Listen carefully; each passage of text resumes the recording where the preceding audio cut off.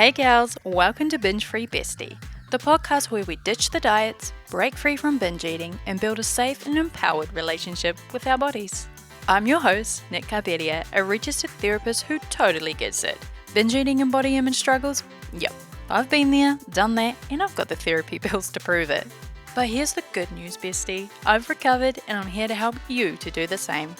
This potty is all about real, evidence-based strategies from my therapy practice, plus down-to-earth, relatable girl talk with me and some of my amazing besties and other experts who have their own stories, tips, and tricks to share with you. So, whether you're tired of the diet cycle, ready to ditch the shame spiral, or just want to feel more confident in your own skin, then you've come to the right place. It's time to get real about food freedom, body acceptance, self-care, and building a life you truly love. Let's get into it, besties. Hey bestie, welcome back to the Binge Free Bestie podcast. I am Nick, I'm your therapist bestie and also your food freedom hype gal. So today we are chatting about if you're still hungry after eating and how you can feel a little bit more satisfied with those meals. But before we head into the episode, I'm going to give you a little bit of an update about what I've been up to in my world.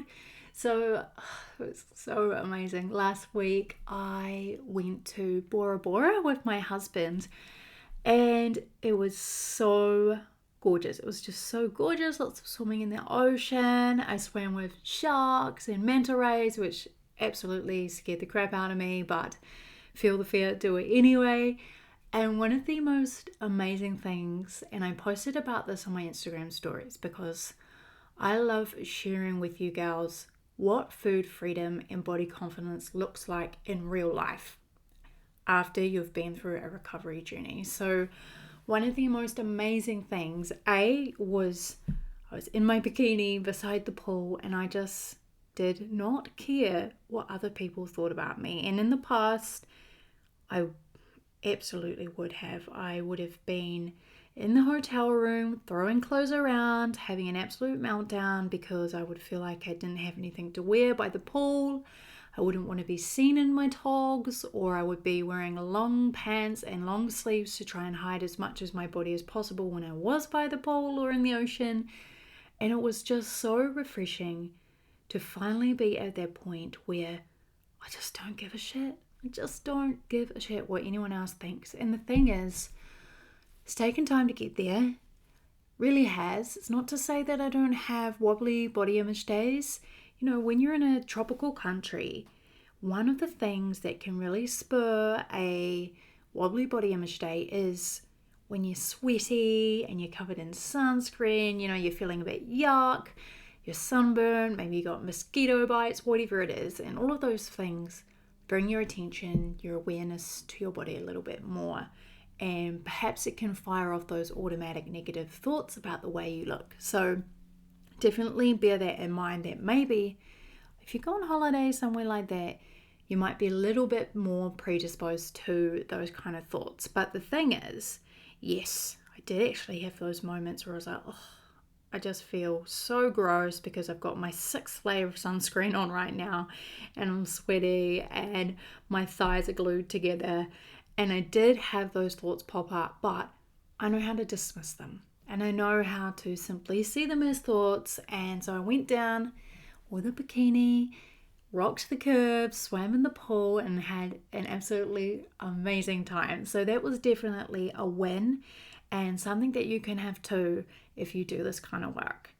And the other big win was, of course, around food and eating. And previously for me, in the past, when I went on holidays, I would eat little to nothing in the lead up to the holiday to try and be as small as I possibly could be because I was going to be in that bikini, right?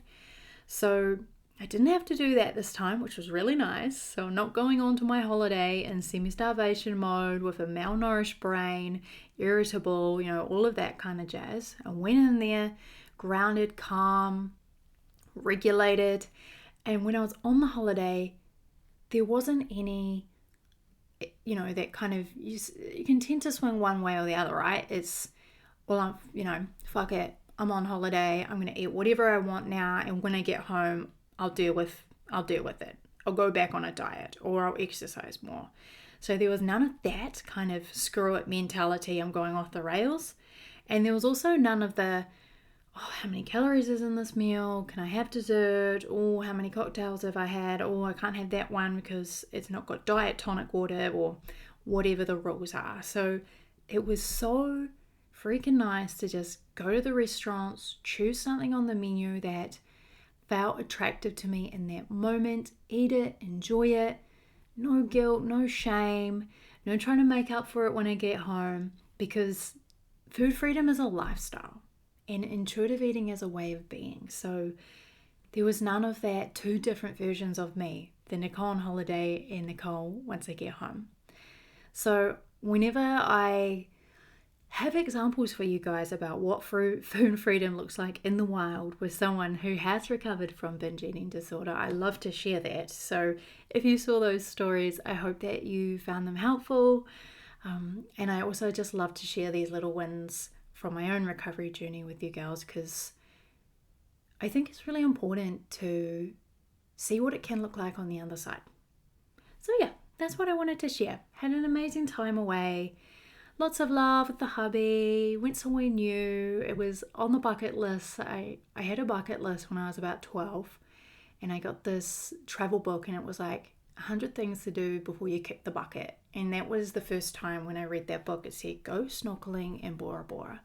And of course, I never heard of Bora Bora. And so it's been on my bucket list for 20 years. So very, very happy to have done that for myself. And there's absolutely no way in hell that I would have been able to do that when I was still stuck in binge eating, because all of my money and all of my time and all of my headspace went towards chasing that thinness, or trying not to binge, or funding the next lot of takeaways or Uber Eats hauls, because I was in a binge spiral. So food freedom also looks like financial freedom. And I get to tick things off my bucket list and live my best life because, I've got my stuff together now, and that is really, really cool. So yeah, that's what I wanted to share around that. And let's move into today's episode. It is about, again, are you still hungry after eating, and how can you make meals a little bit more satisfying? And this topic is actually a full module called Satisfy and Savor within my signature program. I'm going to give you just a few little tips and tricks to get you started. So this is for you if you say things like, oh, I just ate, but why am I still hungry? Or maybe it's evil twin. The other thing you might be saying is, okay, I finished my meal, but I just still keep picking. I know I'm full, but I'm just picking. Okay, so why are you always hungry? I don't want you thinking, what's wrong with me? Why can't I be satisfied? I'm going to break it down for you. And so part one of this episode is why you might still feel hungry after eating. First thing I want to say is that hunger is not the enemy. Okay, I know it feels really scary to be hungry sometimes, because we've been so conditioned by diet culture that hunger is the enemy. It drives us towards the food. And of course, when we're on a diet, we don't want that. We want to be able to eat as little as possible. So hunger pangs are not welcome. When your body sends you those cues though, it isn't trying to sabotage you. It's just trying to communicate with you. And I know that you know this. But when you have been stuck on that treadmill for years, like I said, you can either fear hunger, or you might actually love the feeling of being hungry, because you may be interpreting it to mean that you're losing weight or you're being successful on the diet. I don't want either of those things for you, because hunger is part of being human, and it's a cue from our body, the same as when you get that urge to go to the toilet, right? And I'm very sure that you don't delay that unless you're in a tricky situation and you absolutely have to. So what I'm going to share is those common reasons why you might still feel hungry after eating. And I'm just going to bullet point them off. We're going to keep it short and sweet, and I'm not going to ramble. So number one is under eating. So if your meals are too small, or you're missing major components from the food freedom groups like carbs, protein, or fat, then your body is going to keep nagging you until it gets what it needs. So it's going to keep pushing up those hunger hormones. It's going to increase that food noise and push you towards eating. The next is low satisfaction. So even if you are hitting those macros perfectly, if the meal didn't actually taste good or feel satisfying or something that you actually enjoy, then your brain may keep craving more. You've not hit the sweet spot. The next reason is a restrictive mindset. So that is when you tell yourself, oh, I shouldn't eat that, and your body then interprets it as deprivation. What happens when our body is deprived? It cues more hunger and more obsession around that exact food that you're saying you shouldn't have. So you might find yourself reaching for it even more. The next one's something called emotional hunger. So sometimes it can feel like you're starving and you're trying to fill a hole and it just won't fill, and you're like, I thought that I wanted the chocolate. You still got the sense of emptiness, the sense of longing or yearning or wanting for something. That is probably emotional hunger. Maybe what you're trying to fill is loneliness or boredom or stress, or maybe you're just seeking some comfort. And across a lifetime, you've learned that food can often give you that comfort. It can give you that distraction. It can give you that little dopamine kick. But it's just papering over a deeper problem, isn't it? And we've got to use some other strategies in place of food. The final one I want to add is physiological factors. So things like your hormones, stress, sleep deprivation, and maybe how fast you ate even. That can all mess with your hunger cues. So if you're always hungry, just know, and I say this all the time, and I don't care if I sound like a broken record, you are not broken. You are not broken. It just means that you need to have a wee look at the kind of hunger that you're experiencing. So I want to talk now a little bit more about that concept of physical versus emotional hunger. And I go into this in depth inside the breakup, but this is going to be a quick little taste. So 2 different types of hunger. First, physical. So that feels like a gradual sensation, right? You might feel that in your tummy, it's that rumbling, it's that pang in your tongue. And you can satisfy that with food. Satisfy it by eating. Emotional hunger can often come on quite suddenly, can feel urgent, and you'll find that it is not satisfied by food. So you keep eating, but you're feeling restless, for example. Now, both of these are real, and both of these deserve compassion from you, but the trick is learning to respond differently depending on which one you're experiencing. So obviously, physical hunger, eat please.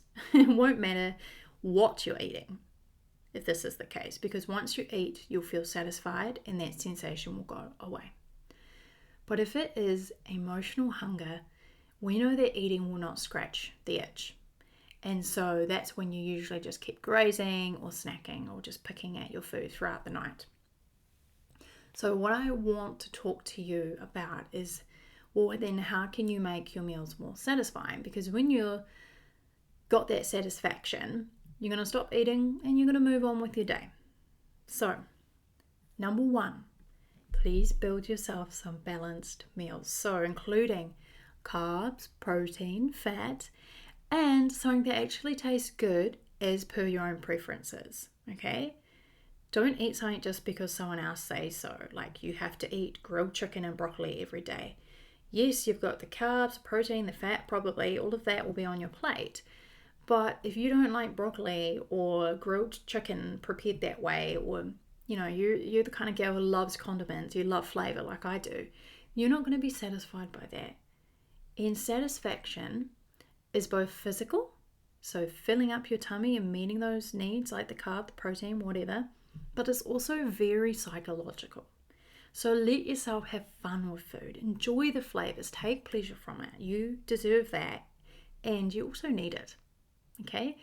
Point 2, of course, is eating enough. So small portions might feel safe, okay, but they're just keeping you stuck in that hunger. So please allow yourself adequate amount of food, because that is an act of trust. It's not an act of failure. Point 3, slow down. Just slow down. And the next episode I'm going to do is going to be on mindful eating. So that will be helpful. So when you are eating too fast, we know it takes like 20 minutes for our stomach to communicate with our brain to tell us that we are full. So slow it down so that you have that time to register fullness. You can do that by taking a few breaks throughout your meal. So you can just pause, put down your knife and fork, whatever. There's no hurry. The food is still going to be there, okay? So listen to the next episode on mindful eating to give you some more tips around that. The next thing I want to add is about that satisfaction. And as I said before, I want you to make your meals enjoyable.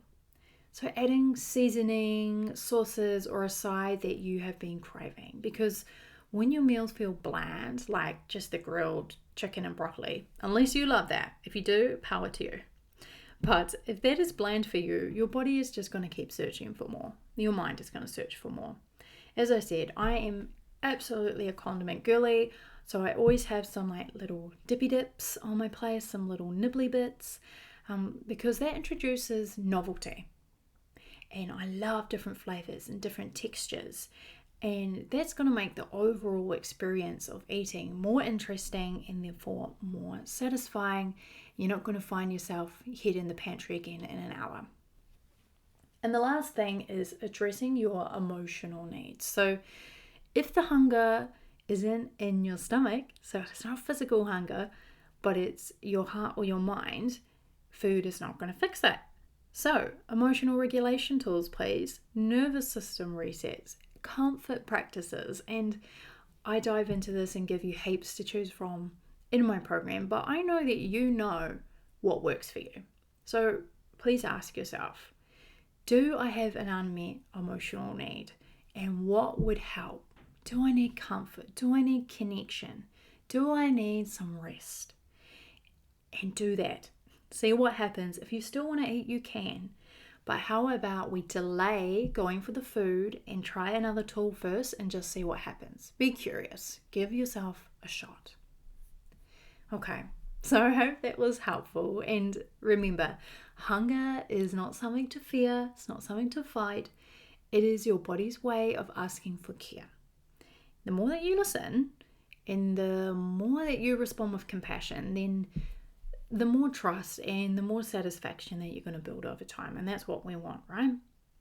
So if you're hungry all the time, physical or emotional, I can support you with this. Obviously through the podcast, through the content on Instagram and such, and in my program. Specifically, the program goes into all of this stuff in depth. It's all about breaking free from binge eating, stopping that guilt spiral, and being able to trust your hunger and fullness cues again. Okay? So no more food chaos. You can go on holiday like I did and have an absolutely fabulous time and enjoy the meals and enjoy being in your body and just be totally, totally present. It's like the most amazing thing actually that I think I've ever done for myself. Definitely. Yeah, that presence is everything.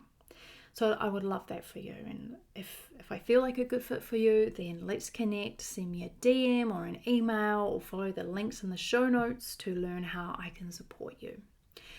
One thing I am bringing into Binge Free Bestie is I'm going to start running my Break Up with Binge Eating masterclass. It's free. I'm going to start running that, I reckon, about once a month or so because it's been really popular and I've got lots of DMs from gals saying, oh my gosh, you've hit the nail on the head. Everything's making sense. So I'm hearing you guys. I'm listening to the feedback and you're saying you want more of that. So I'm going to run that. It'll be live for now.